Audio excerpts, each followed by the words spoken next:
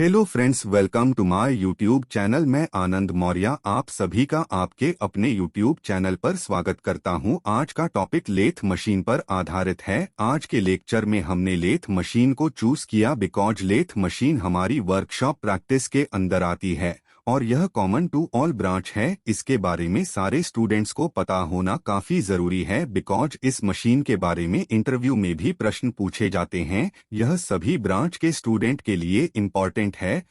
आज के इस लेक्चर में हम लेथ मशीन के डिफरेंट पार्ट्स के बारे में जानेंगे और उसके साथ ही लेथ मशीन की वर्किंग में कौन से स्टेप्स इन्वॉल्वड होते हैं। हम इन स्टेप्स को स्टेप बाय स्टेप बेहतर तरीके से समझेंगे कि जब हम लाइट मशीन पर काम करते हैं तो सबसे पहले कौन से स्टेप्स फॉलो करते हैं, चाहे वह वर्कपीस को लगाना हो या कटिंग टूल को सिलेक्ट करना हो, साथ ही की पोजीशन को सेट करना हो, उसमें कितना फीट और स्पीड दिया जाए और प्रोडक्ट के फिनिश होने तक इन चीजों का ध्यान दिया जाए। तो चलिए आज के टॉपिक को स्टार्ट करते हैं। कॉमनली आकार देने और मशीनिंग के लिए विभिन्न उद्योगों में खराद मशीनों का उपयोग किया जाता है। इनमें कई भाग होते हैं जो विभिन्न कार्यों को करने के लिए एक साथ काम करते हैं। यहाँ एक खराद मशीन के प्रमुख भाग और उनके कार्य हैं। एक, बिस्तर बेड। यह खराद मशीन का आधार है और अन्य सभी भागों को समर्थन प्रदान करता है।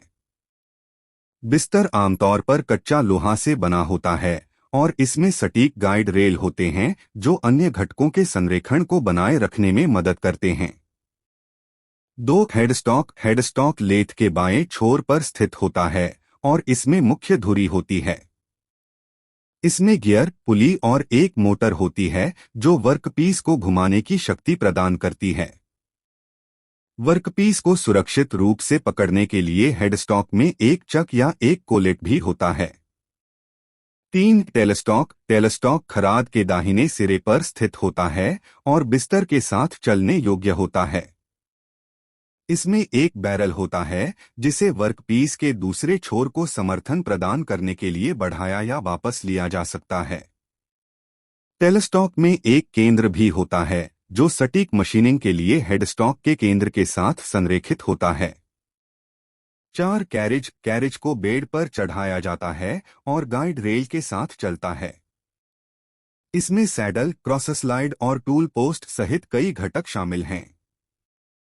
ए, सैडल। सैडल कैरिज पर लगाई जाती है और क्षैतिज रूप से बिस्तर के साथ चल सकती है।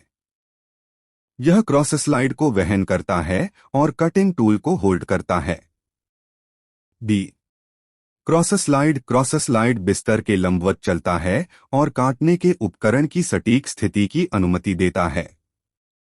इसका उपयोग फेसिंग, टर्निंग और टेपरिंग ऑपरेशन के लिए किया जाता है। सी, टूल पोस्ट। टूल पोस्ट में कटिंग टूल होता है और इसे ऊंचाई और कोणीय स्थिति के लिए समायोजित किया जा सकता है। यह त्वरित उपकरण परिवर्तन की अनुमति देता है और सटीक मशीनिंग सुनिश्चित करता है। 5, एप्रन। एप्रन गाड़ी के सामने स्थित होता है और इसमें विभिन्न तंत्र होते हैं।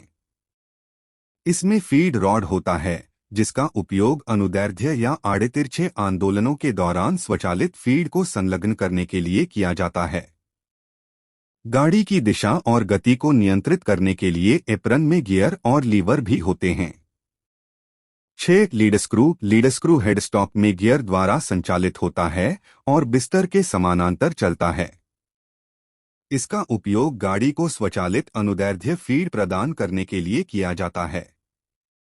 7, चक। चक एक उपकरण है जो हेडस्टॉक के स्पिंडल पर लगा होता है और वर्कपीस को सुरक्षित रखता है। इसे वर्कपीस के विभिन्न आकारों और आकारों को समायोजित करने के लिए समायोजित किया जा सकता है। 8, टूलिंग। लेथ मशीनें विभिन्न मशीनिंग कार्यों के लिए विभिन्न कटिंग टूल्स का उपयोग करती हैं। इन टूल्स में turning tools, boring tools, threading tools, parting tools और ग्रूविंग टूल्स शामिल हैं। उन्हें टूल पोस्ट पर लगाया जाता है और आवश्यकतानुसार बदला जा सकता है। खराद मशीन का कार्य। खराद मशीन के कार्य में निम्नलिखित चरण शामिल हैं। 1, वर्कपीस को माउंट करना। हेडस्टॉक और टेलस्टॉक में चक या कोलेट के बीच वर्कपीस को सुरक्षित रूप से माउंट किया जाता है। हेडस्टॉक और टेलस्टॉक के केंद्र वर्कपीस को संरेखित करने में मदद करते हैं। 2 काटने के उपकरण का चयन। मशीनिंग के प्रदर्शन के आधार पर उपयुक्त काटने के उपकरण का चयन किया जाता है। 3 टूल पोजीशन सेट करना। टूल पोस्ट और क्रॉस स्लाइड को कटिंग टूल को वांछित ऊंचाई और कोण पर रखने के लिए समायोजित किया जाता है। 4 फीड और गति सेट करना। सामग्री और मशीनिंग आवश्यकताओं के आधार पर फीड दर और धुरी गति निर्धारित की जाती है। 5 मशीन शुरू करना। खराद मशीन चालू हो जाती है और धुरी वर्कपीस को घुमाने लगती है। 6 मशीनिंग संचालन। ऑपरेटर वर्कपीस के साथ काटने के उपकरण को स्थानांतरित करने के लिए कैरेज और क्रॉस स्लाइड का उपयोग करता है। टूल मूवमेंट को नियंत्रित करके टर्निंग, फेसिंग, टेपरिंग, थ्रेडिंग और ग्रूविंग जैसे विभिन्न ऑपरेशन किए जा सकते हैं। 7 प्रक्रिया की निगरानी। ऑपरेटर मशीनिंग प्रक्रिया की निगरानी करता है, आवश्यकतानुसार समायोजन करता है, जिसमें एक्यूरेट डायमेंशनिंग और सरफेस फिनिश सुनिश्चित करना शामिल है। 8 ऑपरेशन खत्म करना। एक बार डिजायर्ड मशीनिंग ऑपरेशन पूरा हो जाने के बाद खराद मशीन बंद कर दी जाती है और तैयार वर्कपीस को हटा दिया जाता है। यह ध्यान रखना महत्वपूर्ण है कि यह खराद मशीन के पुर्जों और काम करने का एक सामान्य अवलोकन है। विभिन्न प्रकार के खराद जैसे इंजन खराद, सीएनसी खराद और टरेट खराद, उनके कार्य सिद्धांतों में अतिरिक्त कंपोनेंट्स और विविधताएं हो सकते हैं।